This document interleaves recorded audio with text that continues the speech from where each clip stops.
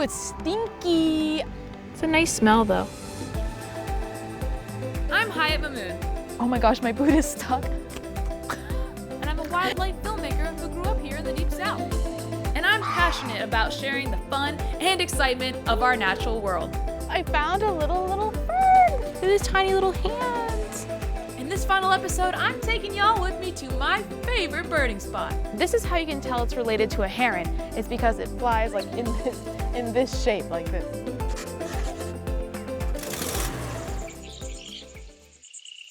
Today is all about birds, and more birds. As we explore an island that's famous for its birding. And maybe we'll see some other critters along the way. Good morning, everyone. I'm here on Pinkney Island in the marsh. It's a little muddy. Oh my gosh, my boot is stuck. Behind me, there are at least 24 American white ibises feeding. And the way they feed is really interesting.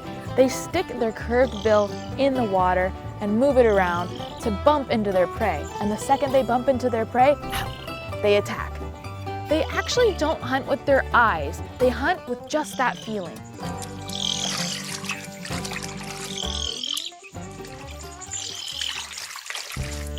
Pinkney Island is made up of marshes and ponds, and there are over 250 different species of birds here. Everything from the great blue heron to our beautiful American white ibises.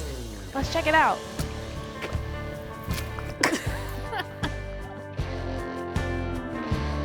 You're probably wondering why over 250 different bird species like this particular island. Well, with almost no human development and tons of different habitats like salt marsh, maritime forests, and freshwater ponds, Pinkney is just irresistible to all kinds of birds. The cordgrass, or Spartina grass, as you can see in the marsh right here, provides cover and excellent feeding grounds for all kinds of critters. However, this nutrient-dense habitat does come with a pretty unique quality to it. Ooh, it's stinky. It's a nice smell though. 1 acre of marsh can make up to 10 tons of organic matter every year. That's why it's stinky. This fragrant habitat that's chock full of diverse life needs someone to clean up around here. And that's where nature's garbage men come in. Turkey vultures help clean the environment by eating the flesh off of dead animals before it rots and causes disease. And that's why they're bald.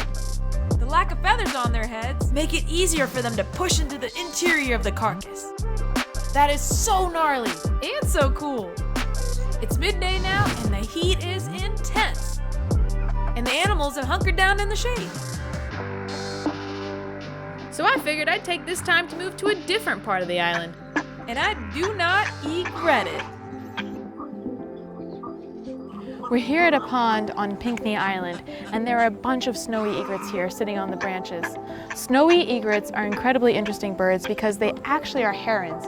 All egrets are herons, but not all herons are egrets. Ooh.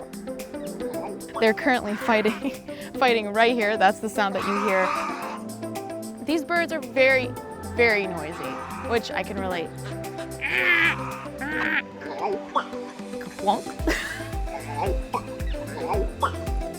A really interesting fact about these birds is how they hunt. You can see it happening here on the sticks. They perch themselves right on top and they stare looking for their prey, tilting their head left and right, calculating in the refraction caused by the water. And eventually, once they figure that out, they strike with their incredibly sharp beaks. They fly with their neck pulled back. You think that since their neck is incredibly long, that they would fly with it outstretched. But this is how you can tell it's a heron. It's because it pulls it back and flies like in this shape, like this. Right as our day is coming to a close, I've got a little surprise to show y'all. Walking down the path, I found a little friend. Check him out. This is a ground skink. And they're usually found in piles of leaves. They use their long, skinny little bodies to wiggle through the leaves, almost like they're swimming. The American South is one of the most diverse places for reptiles and amphibians. I'm gonna put him back. Goodbye, friend. I'm actually gonna put him down in here because it's probably safer. Because this was actually the direction that he was heading in. So I'm gonna put him Help him out a little bit. Goodbye, pal. Go ahead. That was awesome.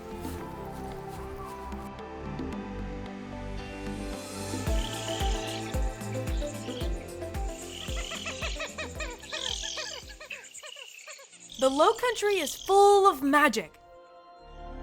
On this wild adventure of ours, we've seen that life here is hardy and complex, and is absolutely thriving in the brackish water. This unique corner of the South will always hold my fascination. Spend just 1 hour out here in the marsh, and you'll quickly come across incredibly diverse and charismatic wildlife. Thanks for having me as your guide to the Lowcountry. Good morning, everyone. Oh, man.